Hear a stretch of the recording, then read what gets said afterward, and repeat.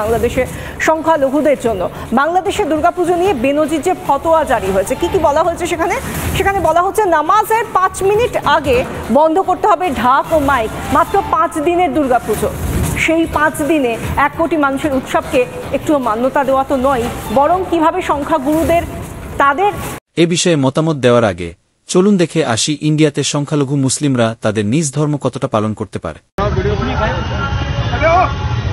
শুক্রবার ভারতের রাজধানী দিল্লিতে রাস্তায় জুমার নামাজ আদায়ের সময় মুসল্লিদের ওপর চড়াও হয় পুলিশ। নামাজরত মুসল্লিদের লাথি মেরে সরিয়ে দেওয়ার ভিডিও সামাজিক যোগাযোগ মাধ্যমে ছড়িয়ে পড়ে। ভারতের সরকারি বাহিনী দ্বারা সংখ্যালঘু নির্যাতিত হচ্ছে তা নিয়ে তাদের কোনো মাথা ব্যথা নেই, অথচ বাংলাদেশের নামাজের 5 মিনিট আগে ঢাকঢোলক বন্ধ করতে বলায় ইন্ডিয়ার লোকদের খুব লেগেছে। কিন্তু কেন? বাংলাদেশের জনসংখ্যার 9-0 মুসলিম সংখ্যালঘু, 1-0 হিন্দু, খ্রিস্টান, বৌদ্ধ এবং অন্যান্য ধর্ম মিলিয়ে আমরা সবাই একসঙ্গে বসবাস করি। যেখানে মন্দির আছে তার পাশে আছে মসজিদ। আমরা কখনো একে অপরের সঙ্গে ভেদাভেদ রাখি না। হিন্দুরা তাদের নিজের ধর্ম পালন করবে, কিন্তু অন্য ধর্মের লোকদের তাদের ধর্ম পালন করতে সমস্যা হয় এমন কোনো কাজ অবশ্যই করতে পারে না। আমরা বাংলাদেশিরা যে যার ধর্ম পালন করি, কিন্তু আমরা কখনো কেউ কারো ধর্ম পালন করতে সমস্যা তৈরি করি না। এই ফতোয়ার মধ্যে দিয়ে কি বোঝানোর চেষ্টা করা হচ্ছে? এর পরেও কি তারা বলবেন যে তারা ধর্মনিরপেক্ষ গণতান্ত্রিক সরকার? সত্যি কি এটা বলা যায়?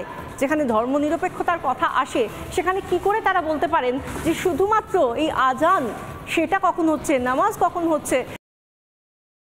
ধর্মনিরপেক্ষতা বলতে কি বোঝায় তা এই উপস্থাপিকার হয়তো জানা নেই। একটা দেশের যে কয়টি ধর্ম আছে সবাইকে তার ধর্ম পালন করতে দিতে হবে। কেউ কারো ধর্ম পালন করতে সমস্যা তৈরি করতে পারে না, সেটা একদিনের জন্য হোক আর 1 ঘন্টার জন্য হোক। সকল ধর্মের লোকের তাদের নিজ নিজ ধর্ম পালন করার সমান অধিকার আছে।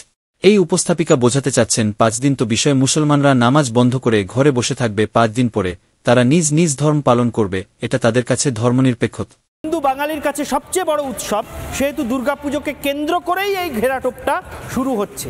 যে কারণে বলা হচ্ছে যে মাদ্রাসার ছাত্ররা এসে পাহারা দেবেন দুর্গা মণ্ডপ।